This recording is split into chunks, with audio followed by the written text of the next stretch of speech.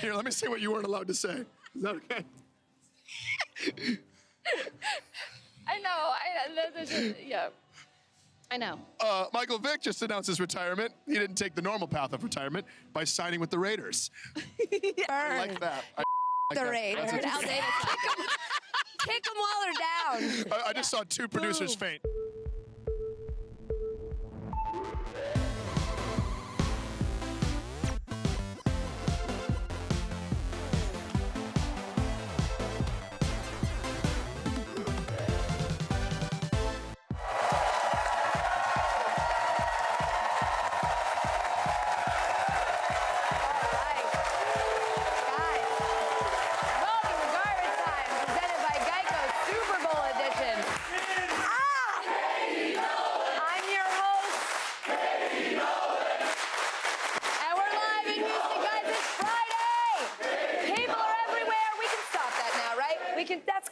We're good with that. People are everywhere, you guys. It's crazy. We're having an awesome time. We have an amazing crowd, clearly. We also have an amazing show for you today. We've got Keegan-Michael Key, Rembert, Browne, and live in studio in just a few moments, J.J. Watt is here. That's Jennings. J.J. Watt will be here. I'm definitely not J.J. Watt. But first, joining me to close out the week is our amazing panel. He's won a Super Bowl, and after this week, hearts all across America. That's me. Jennings, ladies and gentlemen.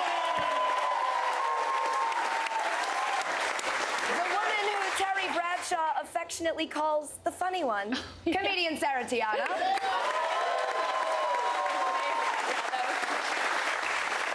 the man who lets us make fun of his hot takes, yet still keeps on bringing them, FS1 analyst Wright. You just keep on bringing them. Nothing but takes. I got takes. Did we land on the moon? What? At some point, Stop. Probably. All right, let's get Not right when into they it. claim to. Let's get right into it. A recent poll showed that only 27% of fans are rooting for the Patriots, and that somehow Tom Brady is the most hated and the most popular quarterback in the league. This was a poll, it was of 378 people, done last week by Public Policy Polling.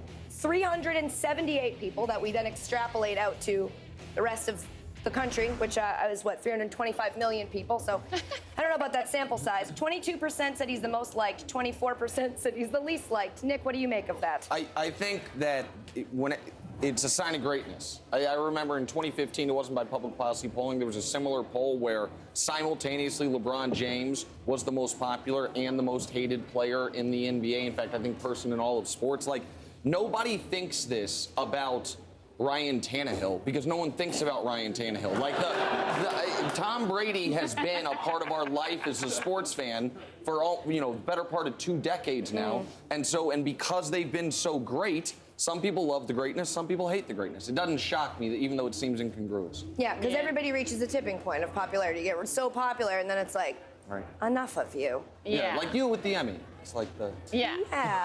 No! Like me with the Emmy. I don't know. Get him upset. Did you ever feel hated? Absolutely. Really? Being in Green Bay, absolutely, we were hated. But when you look at what Tom and this New England Patriots franchise has been able to do, they're hated probably by every team in the league other than the New York Giants, because that's the only team that seems to be able to beat them in this game. Yeah. And it's definitely not luck, but it's because they win. We want to see other teams win, and when you dominate your fan base, and from a fan perspective and a player perspective, it's respected. Yeah. So, yes, do we like it? Absolutely. But we kind of are envious because we all want it to be someone different. We all want it to be us or our team, and when it's not our team, it's not fun. Yeah. Do you agree? I think the indifference comes when you're not a Patriots fan. So, like, if you're not a Patriots fan, to me, like, Tom Brady's kind of like almond butter. You're like, I mean, I guess, I don't know. Like, I mean, if I have to have it because I can't have something awesome like peanut butter, I guess. But it's really not something that I want to spend a lot of money on. And it always is so much more expensive. It's ridiculous. Are almonds that much I don't know. rarer than peanuts? I think so, because you can milk them.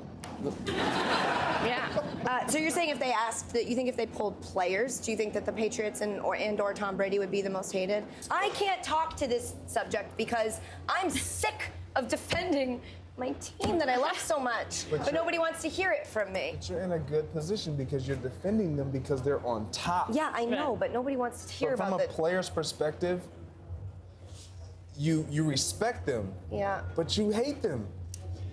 Bottom line, it is what it is. No one is going to say, oh, man, I love the new.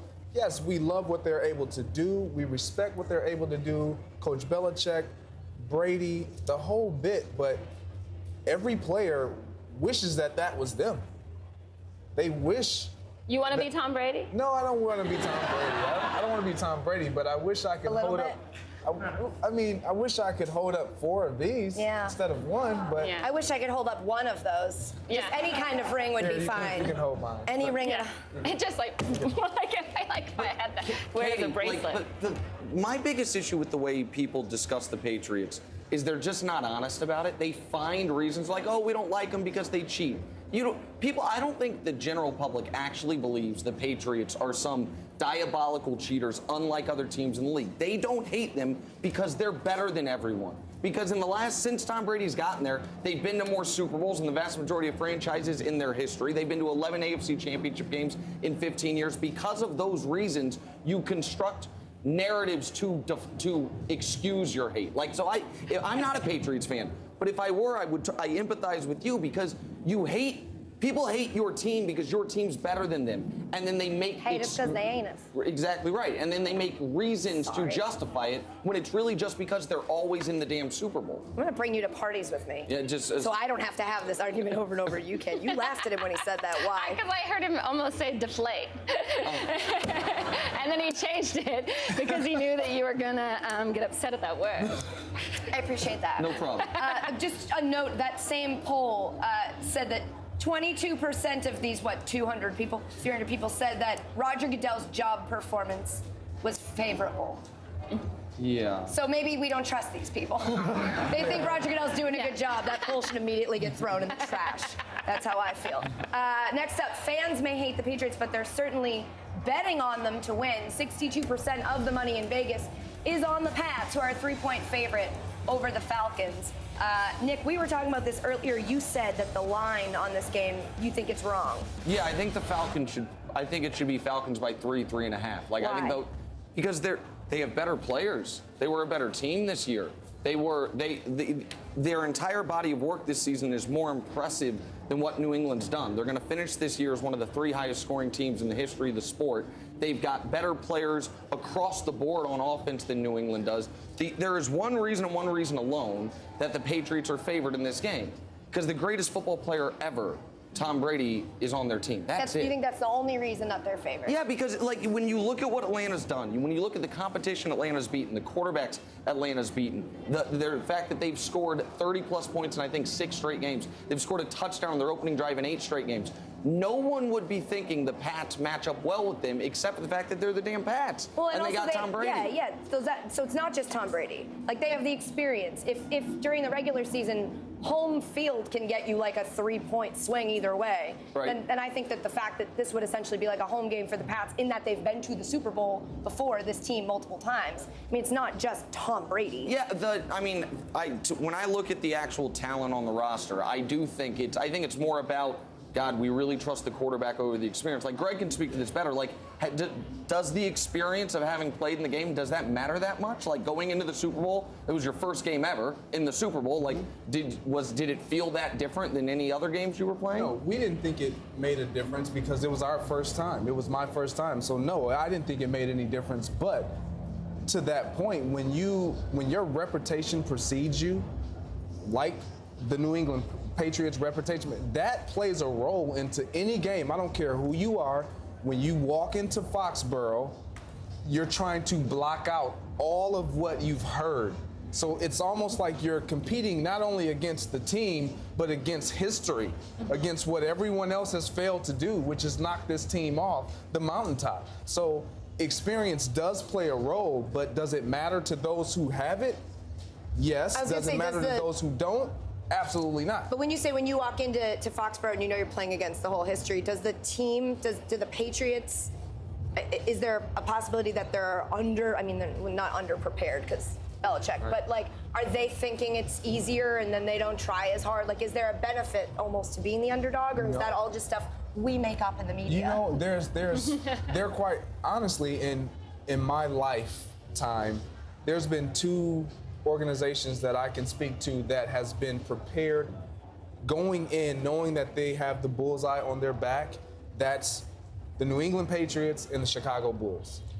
When Jordan was with the Bulls and Pippen and Robin and all those teams, they didn't care.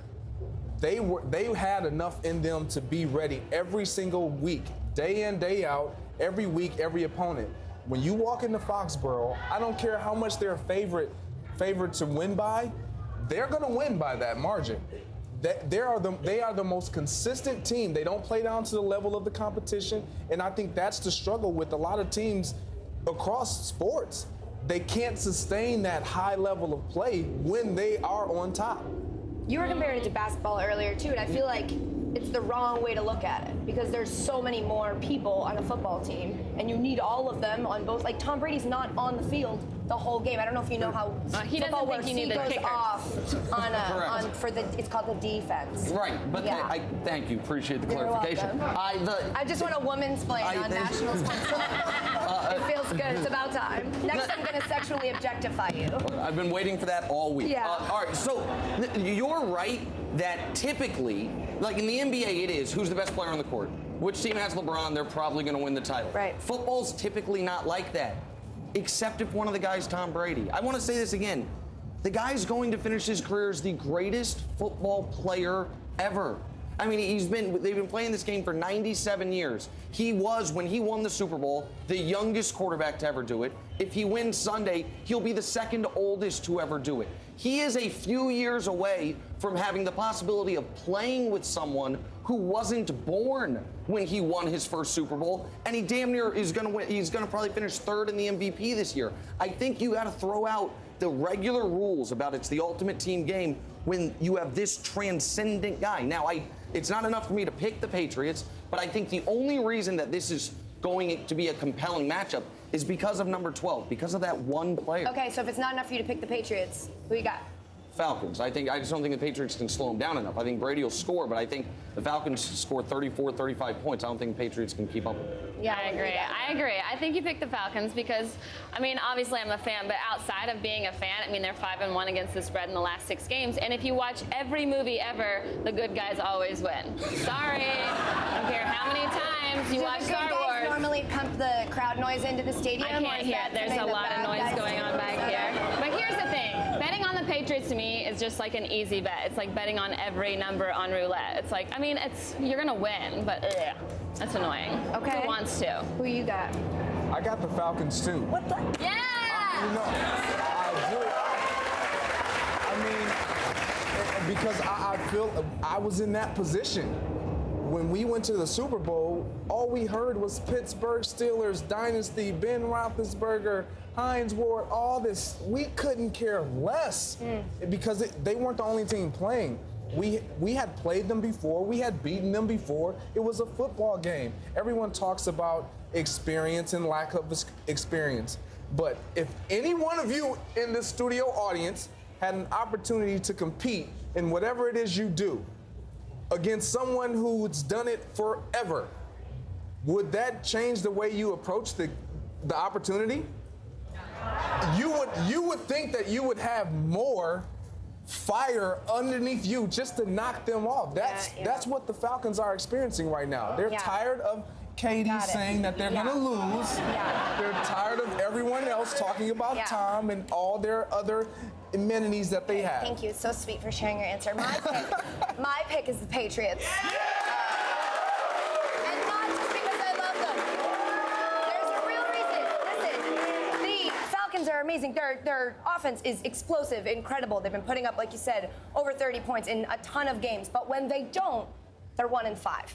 So if the Patriots can keep them under 30 points, the Patriots could win the game. They need to force turnovers, which is going to be really, really difficult to do. Patriots have #1 scoring defense. I think if they can force a very rare turnover, I think it's going to be like we got to keep them under 30. I think they're going to win. That's how I feel. Those are just the facts. I'm Katie Nolan, and those are just the facts. Coming up, guys, J.J. Watt will join us live. He's actually on our Garbage Time Super Bowl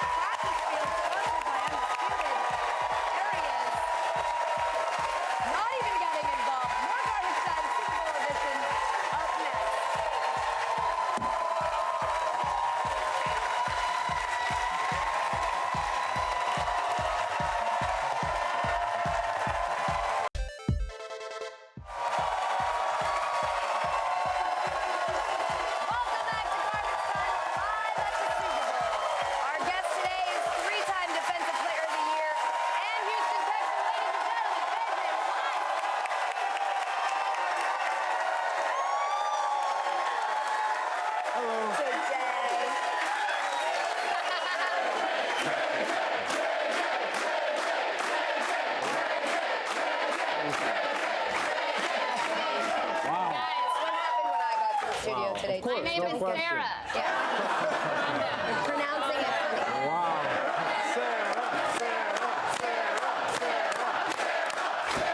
Wow, this is a party set. I like this. Yeah, we are all hammered. Beautiful. That was in here. Yeah, it's water. Okay. Let's jump right in. Oh, first we have film of you taking out a couple guys out on our field. We want to show you how intimidated everybody is of you. You don't even, it's like you don't even have to touch him anymore. This is, that guy's dead now. That's my producer. Yeah. He's now dead. I just need you to provide me with some new people. I wish it worked that well on the field. That'd be great. Well, it's almost the same. Pretty much. Pretty similar. Pretty much, yeah. Tell me, you're here with Bose. I am. What are you doing? I'm just here talking about headphones. I mean, before the game, we listen to music. In the off-season, we listen to music. So I need the highest quality music for my workouts, obviously, and Bose always provides that for me. So it's good stuff. What music are you listening to when you work out? All different stuff, from the old school like Metallica, AC/DC, to new stuff. And we have everything from Eminem to Drake to Adele to Bieber, everything. Yes, very classical. Adele, I knew it. I knew it. Absolutely. On the rowing machine. Yeah. Crying my eyes out. Exactly. Why did you leave? Yeah. You saw the Patriots twice this year. Once on the field, once on the sideline. What do you expect to see Sunday? How do you think this is going to play out? You've seen it up close. Well, I mean, obviously, it's two very good offenses. I think Tom Brady, rightfully so, has been talked about as the greatest of all time. I think that their offense has always been effective. But I think the Falcons are great, too. I think Julio Jones, Matt Ryan, those guys, they may not be the flashiest personalities, but they do such a good job on the field. It's going to be a lot of fun. As a defensive guy, I came into the Texans with Brooks Reed, who plays for the Falcons now, so obviously I have a little soft spot in my heart for him, and I hope he does well. But you think Brady's the greatest ever? Is that what you said? You think? I think he should most definitely be in the conversation. He's incredible. I think I have so much respect for what he does, how hard he works. The rings speak for themselves. The level that he plays at right now is unprecedented. So yes, then. You can write what you want. Go ahead. Just make up the headlines. I hear that's what we're doing nowadays. We're just making up headlines anyway, not right? us. Not us. Like I said, we're always drunk, so we don't make any mistakes. You had never missed a game before this season. We were talking about this earlier. You've told us a story about missing a game and what that felt like. Absolutely. My question, honestly, to you is, and be honest. Right. You're from Wisconsin, so you're authentic. Right. What does it feel like? What is a player going through mentally and physically when you have to sit back and watch your team perform without you, and they're performing at a high level? Right. No, it's very difficult to have to watch that because you've put in the time with them through OTAs, through training camp. You've been with the guys. You know what it's like. And so to sit at home and watch from your TV during the time when you can't be on the sidelines, it's very difficult because it's almost surreal because you're watching it on TV and you've seen football games on TV before, but you're like, oh, wait a second, that's Whitney, that's today. Those are my guys. Like, those are the guys I'm with every day. But watching them in the way that they played and being able to take so much pride in how they progressed and how they grew, and also knowing that I get to go back on that field with those guys this coming season, and we all get to wreak havoc together. So that's going to be a lot of fun. I can't wait for that. So, is a little part of you, and this is me asking this, I've never played professionally. I don't know if you can tell by looking at me. Yeah. When you're watching from home, are you like, oh darn, they lost? No. Like a little happy. Jeez, who are you? Like, oh, they needed me. She's an evil Patriots No, but I will say that during a game, there are points where, whether it's a key third down or it's a play that needs to be made, you look at it and you're like, this is where I need to make that play, or that's the situation that I thrive for. And I think that's the biggest thing, is that you watch the big time situations and you live for those situations, and not being able to help in that situation, that's very tough to do. Yeah. So I have another question for you, because I've experienced this when I was playing. When you're sitting back and you're watching how impressive your teammates are playing, and some of the plays that they make, does it run across your mind that, man, I do that and even better? Like, I'm being honest. I'm being honest, because when I watch receivers make catches in traffic and make a ridiculous catch, in my mind, I'm like, wow, I really do that. And now I'm standing here kind of thinking like, how do I do that? Right. So I'll give you a perfect example. So obviously with this time off, I had a chance to watch my youngest brother play the most. He played at Wisconsin this year, and I was watching their game against Purdue. And they were throwing a swing pass, and he picked it off and ran to the house. And literally, I got up off my seat, jumping like going crazy in my house. And I took a second and threw it all, and I was like, wait a second, this must be what it feels like when somebody watches me. And so it's one of those things where you realize how special it is and how unbelievable it is. And while you're doing it in a game, you just think that that's what you're supposed to do, make the play and everything. But when you see it from that perspective, it brings a whole new meaning to it, and it's really special. I have a question really quick, because I think you're one of the most beloved people in the NFL. Oh, thank you. And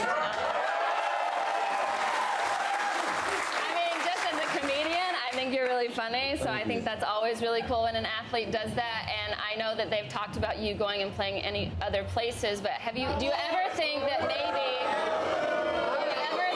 that maybe you will be even more loved if you go play for the Golden State Warriors? Because a lot of people, when they stack a team, people love it. Great, you're fantastic. I like the comedic angle that you bring to this. You could be with Nick and his hot takes over there. It's fantastic. There's something hot about, okay, anyway. So, There's nothing hot about that. I got to Houston in 2012. I got there right after you got there. Right. And I saw, like, up close and personal what it turned into. It kind of changed the way I look at the media, because this is what I saw. I saw a guy, J.J. Watt, who was kind of, relatively speaking, unknown out of Wisconsin. Like, when you drafted, it's not like you were the guy who say it's going to go #1. You have the amazing moment in the playoff game that put you on the map. Right. You win Defensive Player of the Year, and then off the field, you become maybe the NFL's go-to guy of doing great stuff, doing stuff with kids before the game. And what I'm getting to is this, and then you kept doing great stuff. You never got in trouble. You never, like, called out a teammate.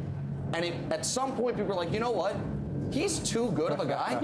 I think it's phony, or I think he's acting, or I think it's for his brand.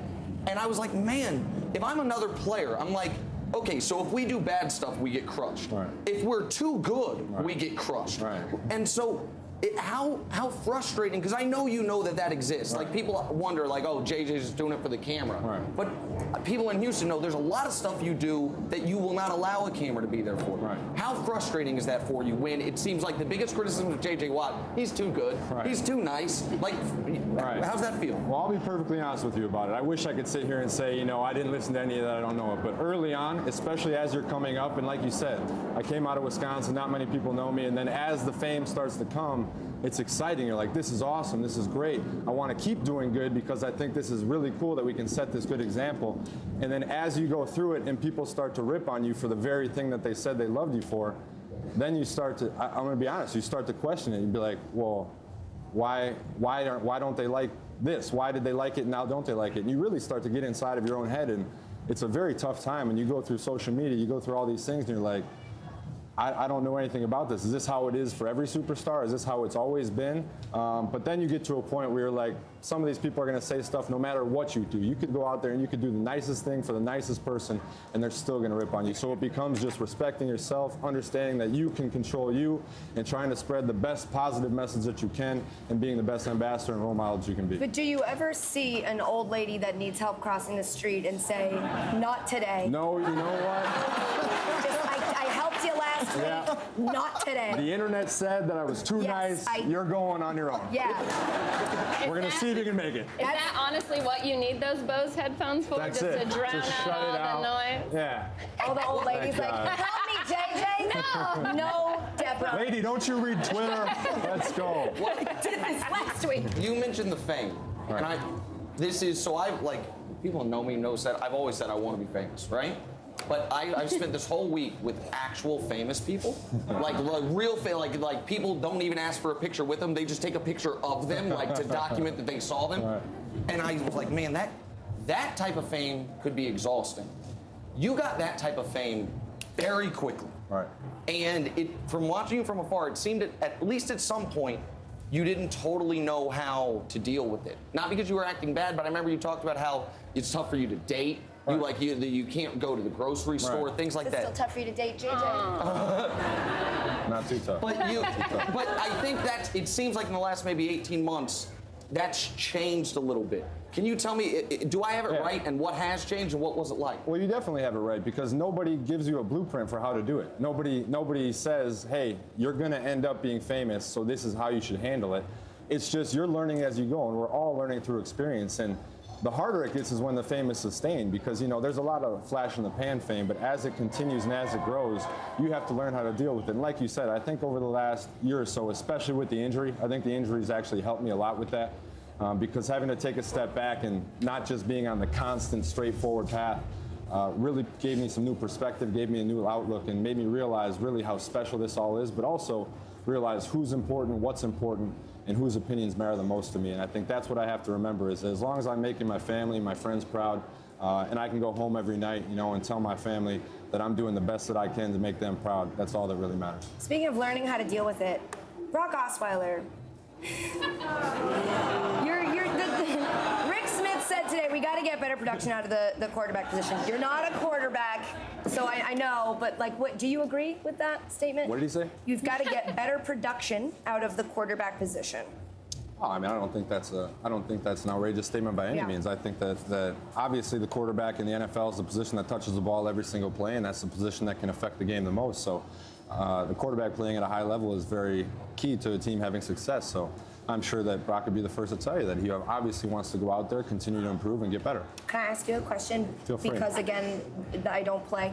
I've noticed that Brock, when he hands off the ball, he uses a lot of flair with his arms. Is that a thing that he's...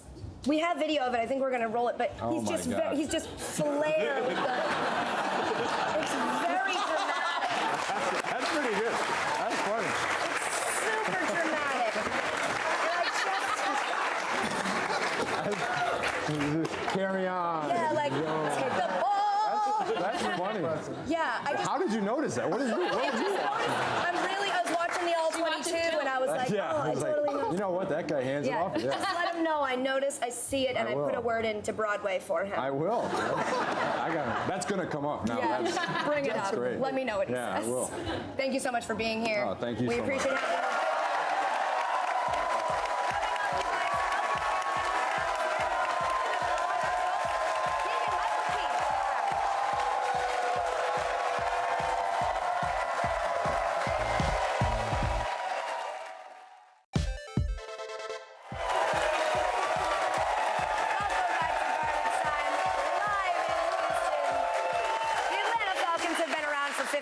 And they only have one Super Bowl appearance to show for it. So understandably, this game means a lot to their fans. Only Vikings fans have gone longer without ever winning a title. And one Vikings fan is pissed about it. So I asked my friend, tortured Falcons fan Rembert Browne, to come down to Houston, report for us, and maybe ease his worries a bit. I traveled to Houston to help cover the Super Bowl for Garbage Time.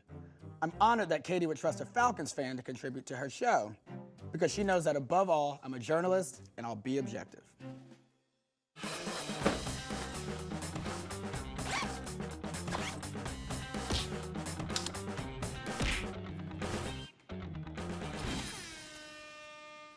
As an impartial journalist, it was my job to go to the NFL experience and have Falcons fans convince me we were gonna win. Tell me we're gonna win. Oh, for sure we're gonna win. For sure. Oh, 1,000%. Not even 100%, 1,000%. Number one offense in the league, baby. When you've got that many weapons, who's ever going to stop you? We're going to win it. It's all in the bag. We got Julio Jones. Julio.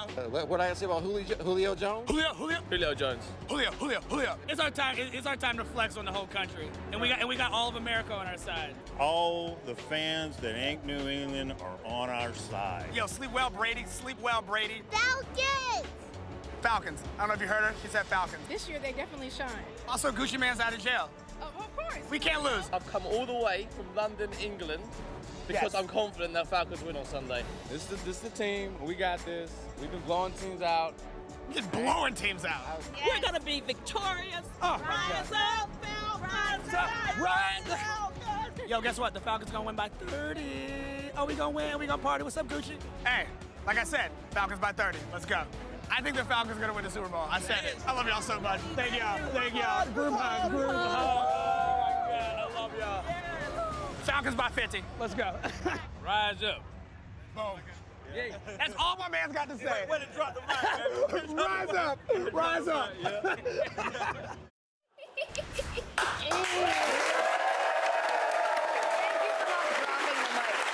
We're joined now by Rembert himself, obviously. Yes, I appreciate you not dropping that mic because we would have had to take that out of your paycheck. Yeah, thank you for that. You got a good response. Yeah, I am the 40 people that are Falcons fans. I met all of them, and they made me very confident. I was very nervous, but no one was even wavering. No one was like, I'm a little, I don't know. Everyone was like, we are absolutely going to win. And that makes me feel a lot better than I did probably my whole life, basically. Your jacket's not wavering, I'll tell you that No, much. it's a false sense of security. I wear this to the mall, I wear it to church, pretty much anywhere I can have this to like make myself think that the Falcons win the Super Bowl every year. Yeah. This is just what we do. It's subtle. That we're playing against like a junior high team, not the Patriots. Like anything that can happen that can make me feel better, this jacket does. Looks like you've had that jacket for a long time. Yeah, it's What gave it away? Yeah.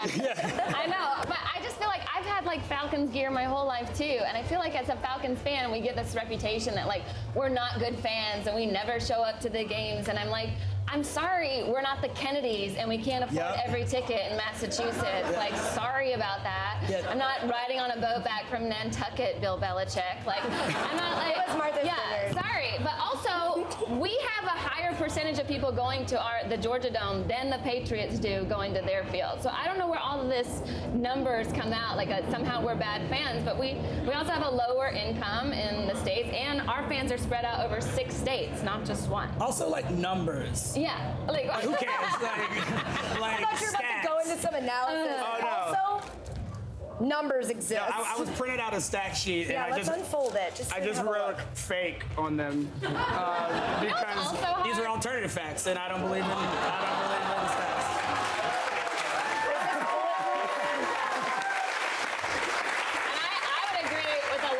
People that you interviewed that like we have all these people who aren't Patriots fans voting, like cheering for us this Sunday, and I think it's more that like they're not cheering for the Falcons, they're cheering against the Patriots. Yeah. I'll take them all. I'll take every single one. I think when people say that Atlanta has a small fan base, I think it's because you guys don't have like national fans. Like there's no fan base. When people say it's small, usually it just means you don't have any bandwagoners, which isn't necessarily a bad thing. Like you have like a Tell very us about bandwagon local fans, Katie, because I feel like Patriots fans know a lot about them. So I was born in Framingham, Massachusetts, and raised to be all New England sports fan. So I personally don't know what you're talking about or alluding to. But yeah, we have them, and like the Cowboys had a lot of they have a huge fan base. That's why when networks find out that the Falcons are in the Super Bowl, it's like meh, because they want the national viewership. It's not about people in Atlanta watching the game. There's the lack of bandwagon fans is because there's the lack of championships. So like this is what I want to know from Rim. Aside after the Braves World Series, the win, 95. the second best moment in Atlanta sports history is Vic on the Madden cover, probably. Yeah. That was a great moment in my life. Retired? I hear he's retiring Today? and tomorrow. No, I think a lot of people like to say the Olympics were like a big moment, but I was like, that wasn't our team. Right. Like that was an event that happened. I think the '91 Braves make the World Series. Worst of first, Sid Bream. That was like my first memory after being born, and so that's a lot of people hold that up. The Hawks haven't really given us one. Well, that's like the point, right? Because it's the difference between the Patriots fans, like people from Boston in this decade or this century, I guess last 15 years. What do you guys have? 7 titles in total in the city? 34. Atlanta's got 1 in 50 years. Don't rub it in. I treat Outcast albums as sports wins, so it's like we got Donald Glover got you a bunch of awards this year. Plus, I won my Junior Olympic gold medal in Atlanta. Really? So you can have that forever. I'll take that one also. Rembert, thank you for being here and for coming out and talking to fans.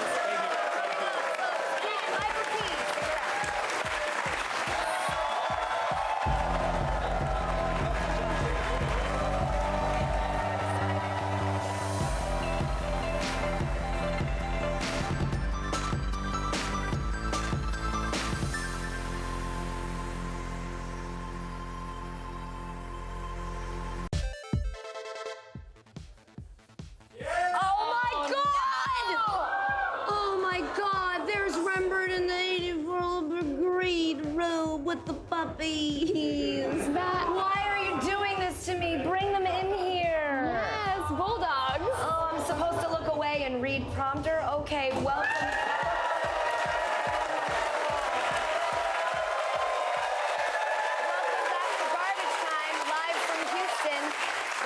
Starting to crawl with athletes and celebrities and puppies I'm not allowed to spend any time with.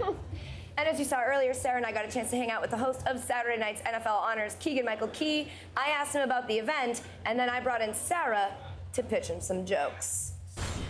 Keegan-Michael Key, thank you for being here. Thank you for having me, young lady. You are in town because you're hosting NFL Honors tomorrow night, 8 p.m. on Fox. That's what they tell me. No, yeah, absolutely. No, I'm hosting NFL Honors tomorrow. Couldn't be more excited. Super honored. If I can get through all of the initial shock of seeing all of my heroes from my childhood. And not only seeing them, you have to interact with them, yes. like talk to them and, bolster them up and everything, which is easy. That part's easy. Yeah. I can be a sycophant. That's not the hard part. The hard part is being able to keep my jam together. Just gotta keep my jam together. Yeah. You got like a monologue planned. You've been working on what you're gonna say. Oh yeah. We were rehearsing it today, crafting it, if you will. Yes, It's gonna be a lot of zigs, a lot of zags, a lot of things about the league. There might be a little bit of, we might pepper a Scotia politics in there. Ooh. Maybe, watch out now. What up, Fox? Watch out now. And so, and so I'm really excited about that. And then there might be, maybe some characters might appear. Who knows? Maybe people talk to the commissioner. I mean, I don't know. Maybe.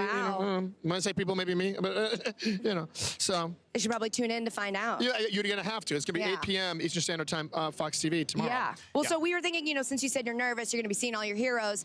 We actually have a roast expert on our panel this week. Yes. We've got Sarah Tiana. I thought I'd call her in to maybe pitch you some jokes. Sarah, yes, that's okay. She's a rock star. The best. Yeah, she can eviscerate you. Let me hear that. I just want to throw out some ideas here. Yep. It's rumored that Johnny Manziel is here in Houston, and a lot of cynics have said it's just because he wants to go to all the parties. That's not true. He has to work them. Nice. I genuinely hope the Patriots get another ring just so Vladimir Putin can have one for each hand. How do we feel? Good? Now that's a good burn. On the Johnny Manziel, you had me a Johnny Manziel. Like that was the easiest week. Yeah. Johnny Manziel. But I love a Putin. I'm an international guy. I like a Putin joke. I like a nice, fresh, off the presses I heard Putin you're a joke. Putin guy. I'm a Putin guy. Love Putin. Gronk was going to be here tonight until we told him Mike Tomlin isn't an actual cheerleader. Oh, he didn't know. WKLG. Aaron Rodgers is really close to his teammates. To him, they're like family, which means he probably doesn't talk to them either. Oh my God. I can't really laugh at that one because Olivia is my friend. Okay. She's sweet. I'm glad he talks to her. Belichick and Brady are rumored to be Trump supporters, which makes sense because Trump can do the one thing the Patriots can't do: run. There you go. Well, that's good. That's good. So that's the one. That one's stick. I'm a Patriot. Where's my writer? Okay. Yes, I don't know. That one in there. He quit. But then, he's running. Yes. Why is he running? I have a bad one. Can I pitch you my bad joke? Pitch me a bad joke. Los Angeles. Like you let up with that. Can I pitch you a really awful joke? I set the bar low, and then I go lower. Okay. Los Angeles got another NFL team. Yep. They now have more pre-owned Rams and Chargers than a used Dodge dealership. That's good. That's a good joke. That's a great joke. I've not heard a GM or Dodge joke yet about the LA Rams. You can have that one. I can have that but one? I need the money from it. Okay. So you need a royalty from it. Hold on. Let me look at this. Let me get into this bad boy right here. Hold on. 11 of the last 12 Super Bowl teams have worn white jerseys. The Patriots are taking it one step further and are also wearing only white faces.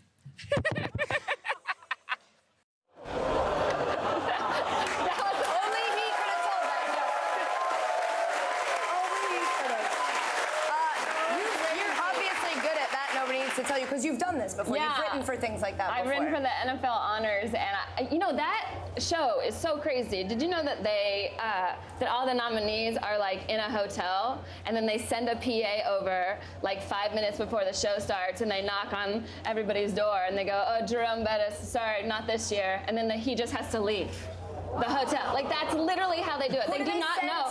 Who do they send to knock on their door? Some PA from the show. God. Like, not even not even somebody important. Like, it would be great if it was like Matthew McConaughey. Like, sorry, not this year, buddy. You're gonna be all right. You know what? You're still all right. It's jokes. real. That's my bad. No. I wanted to get it. All right.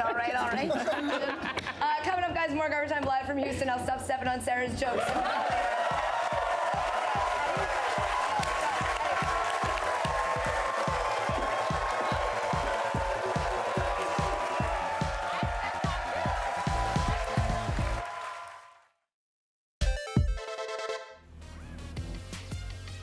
Okay, here we go. I'm gonna be Tom Brady. Look at you. How about this crew? How about this crowd? Can I give a shout out to Katie because she's not here? Nah, Katie don't get no shout out. She should have brought her ass here. Okay.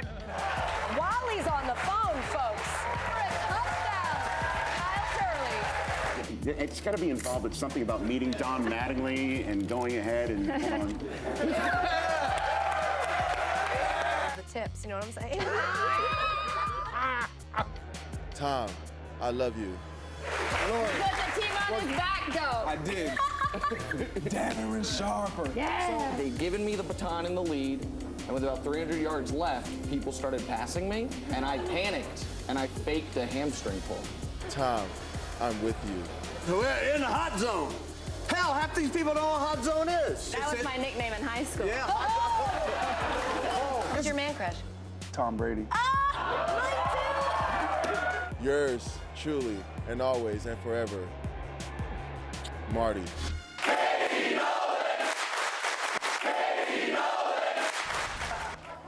God, I wish that picture was real. Welcome back to Garbage Time, you guys. How good has our week been? What an amazing week. You guys have a favorite moment from this week? Yeah, when Greg, I think the audience thought Greg was gonna fight me when we had a heated debate with Brandon Marshall. My mother-in-law texted me after, she said, that football player is really mad at you and you need to fix it. So that was my favorite moment. Yeah, what about you, Sarah? Anything? I was just right then. Oh my God! No. There's goals! Oh my gosh, there's goals! Oh my God!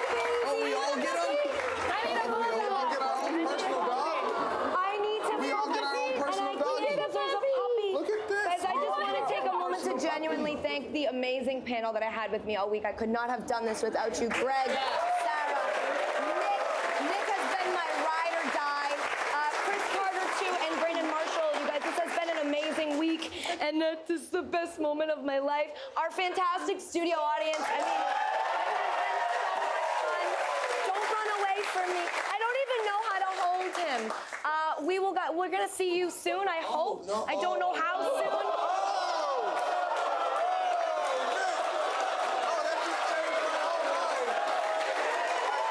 Good dog. Who's up, good boy? Guys, we love you. Thank you so much. Go Pats! Go Pats! Go Pats! Go Pats!